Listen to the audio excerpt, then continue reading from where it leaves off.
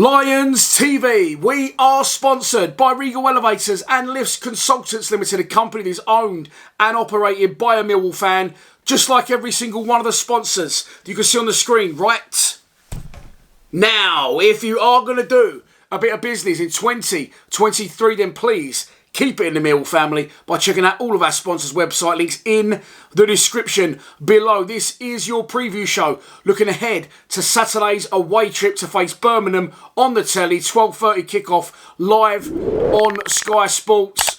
We will be up, we will be down, we will be good, we will be shit. Who knows? I'm past trying to guess at this point, but that is the life of a Millwall fan, and we will be there in our droves. It is pretty much, as I film this on a Wednesday, sold out to Millwall fans. Once again, we'll take a good following. Let's hope they produce some better stuff than they did at Carrow Road a couple of Sundays ago. As always, let's start by taking a look at the 11 that Gary Rowett might pick to start the match. Okay, so off the back of a very, very good performance, and previous to that, 3 really bad ones, and previous to that, a really good one, it's becoming increasingly difficult to predict these and how we're going to fare in them. I will say one thing, I'm pretty confident that he won't play the same formation that he did last time out at home against Stoke. I think he'll stick with 5 at the back, but I think he'll go to the 1 up top, 1 in behind, and 2 wide wingers. And honestly, I don't have a problem with that. I don't mind which way you play it, as long as you get the right personnel, and at home we go for it. Away from home, it's going to be much more difficult against a club that are currently back on the rise. And it's been a while since Birmingham have had anything good to shout about, but they currently do. So I think he'll revert back to 5 at the back. He'll stick with the 3, the 5 really, the 3 centre-backs and the 2 wing-backs. I think that personnel will be the same. I think if the Nor's fit, he'll probably come back in for George Saville, which could be harsh, but that's what I think he'll do.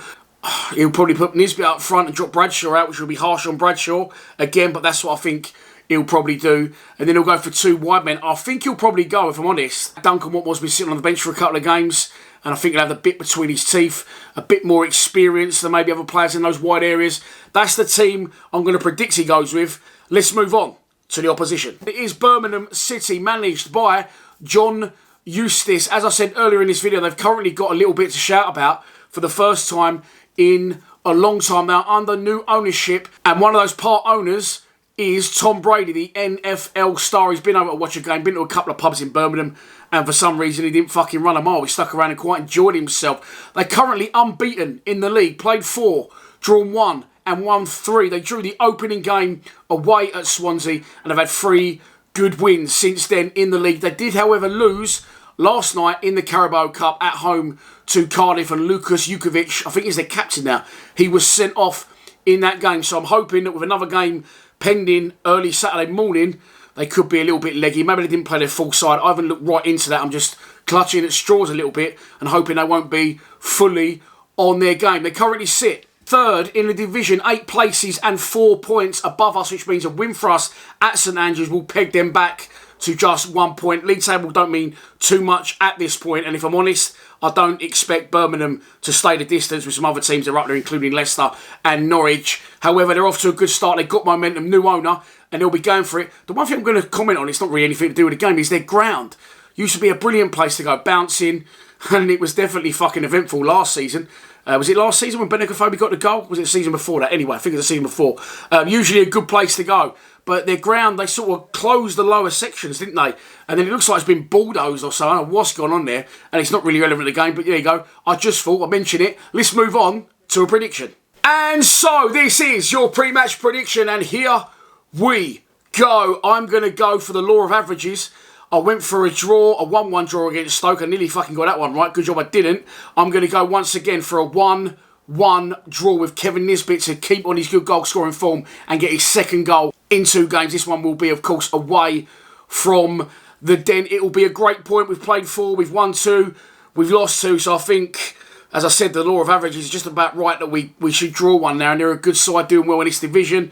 So I will be absolutely over the moon with a point. And just finally, before we close the show, YouTube members, if you're a YouTube member, then get ready for the giveaway. If you're not a YouTube member and you do want to become one, you can sign up with the link in the description of this video, or on our YouTube homepage, or on our Instagram homepage. We are going to give away retro shirts this year. 1 a month. That's the first one.